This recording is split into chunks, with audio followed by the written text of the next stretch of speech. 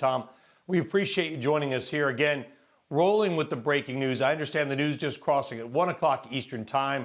It is not even 6 a.m. We've had just a couple of hours to process this as well.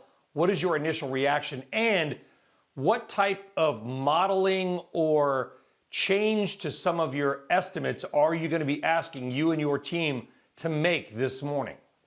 Yeah, I think, well, I mean, obviously, first and foremost, we hope for a speedy recovery for the president. Look, I don't think that there's anything that we really need to change. Because I don't think that this will necessarily usher in sort of a new set of macro policies as an example. So I don't think there's anything you need to change from a bigger picture macroeconomic perspective. I mean, look, the reality is we still know who the two candidates are. We still know what the two candidates bring to the table. So at this point, I think it would be entirely premature to really make any material or even any notable changes.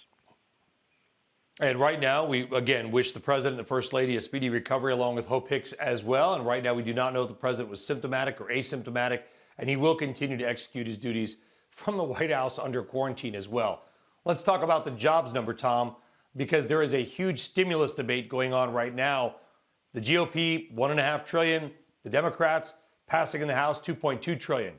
Does this change the calculus and what the GOP may do? Do you think there may be some pressure for them to raise what they're willing to do on stimulus? Sorry, as a result of today's jobs report, or as a result of what's happened to the president and the first lady? What has happened to the president puts it back in the front lines. There might be this more pressure to say, okay, if the president can have this, it is a risk to the United States as well. Let's support the American workers. I know that's a bit of a stretch, but you just wonder, is it going to change the way they think, or maybe what they're willing to give to appease voters who now may be confused about the current situation on the election?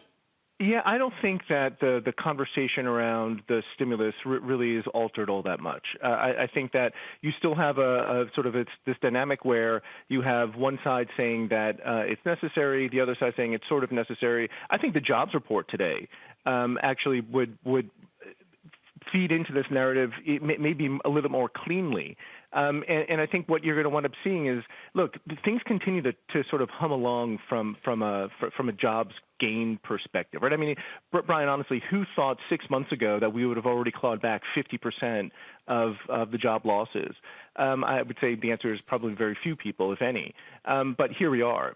So I think, that actually puts a spotlight, I think, pretty brightly on, hey, well, do we really need any additional stimulus? We've actually done a pretty good job here. I think the conversation around stimulus really should rest on, well, look, here we are rolling into the fall and winter months. Do things really start to escalate from a COVID-19 perspective? And if they do, I think that probably shines a pretty bright light on, hey, well, maybe we do need to do a bit more from a stimulus perspective. But I think thus far today, snapshot of where we are from an economic perspective, I think it's really hard to make the case that you need some sort of overwhelmingly big fiscal package. In fact, I think there's a real argument about, do we need any fiscal package at all?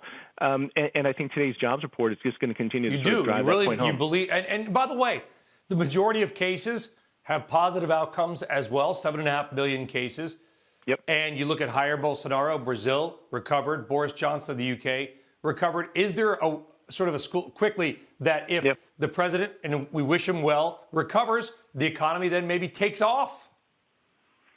No, I think it has to come down to, well, what kind of does it change policy in some way? So if it does, I mean, if your thinking is that it does change policy in some way, then yes, of course it will. But I'm hard pressed to make the argument for how that changes policy one way or the other.